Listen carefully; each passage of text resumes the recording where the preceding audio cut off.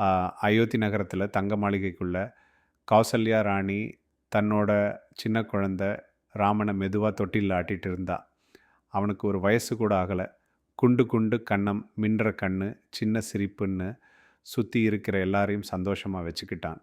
அவனோட தோல் மென்மையான நீல நிறத்தில இருந்துச்சு.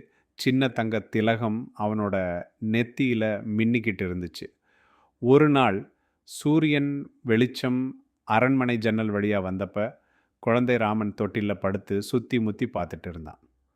அவனோட அ சின்ன விரல்கள் காத்துல இருந்த வெளிச்சத்த பிடிக்க ட்ரை பண்ணுச்சு. அவனோட அம்மாவும், அரண்மனை வேலைக்காரிகளும் அவனோட அழக ரசிச்சுட்டு இருந்தாங்க. அப்போ ஒரு பெரிய காத்து அரண்மனைக்குள்ள வந்துச்சு. திரைச்சீலை எல்லாம் படபடன்னு அடிச்சது. தோட்டத்துல இருந்த சில பூ இதழ்கள் குழந்தை ராமனோட வயித்து மேல விழுந்துச்சு. அது அவனுக்கு கிச்சு கிச்சு மூட்டின உடனே அவன் சிரிச்சான். அது ரொம்ப இனிமையான சத்தம். உடனே குழந்தை ராமன் அம்மான்னு சொன்னான். ரூம்ல இருந்த எல்லாரும் அப்படியே உறைஞ்சு போயிட்டாங்க. குழந்தை ராமன் மறுபடியும் சிரிச்சு, அம்மான்னு கொஞ்சம் சத்தமா சொன்னான்.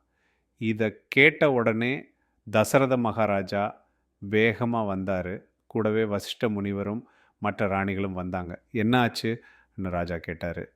கௌசல்யா சந்தோஷமா சொன்னா. "நம்ம ராமன் முதல் வார்த்தைய சொல்லிட்டான்.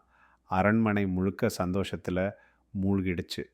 இந்த விஷயம் புது பூவோட வாசனை மாதிரி பரவி சீக்கிரமே அயோத்தி மக்கள் கொண்டாட ஆரம்பிச்சுட்டாங்க. கோயில் மணி அடிச்சது, ஸ்வீட்ஸ் குடுத்தாங்க, பாட்டு சத்தம் கேட்டுச்சு. ஆனா, ரொம்ப அழகான விஷயம் என்னன்னா, தேவர்கள் எல்லாம் மேலிருந்து பார்த்துட்டு, இந்த நேரத்தில சிரிச்சாங்க.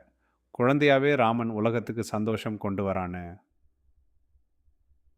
"உங்ஸ்டி பெஸ்கி" திக்கிட்டாங்க. கொண்டாட்டம் நடந்துட்டே இருக்கும்போது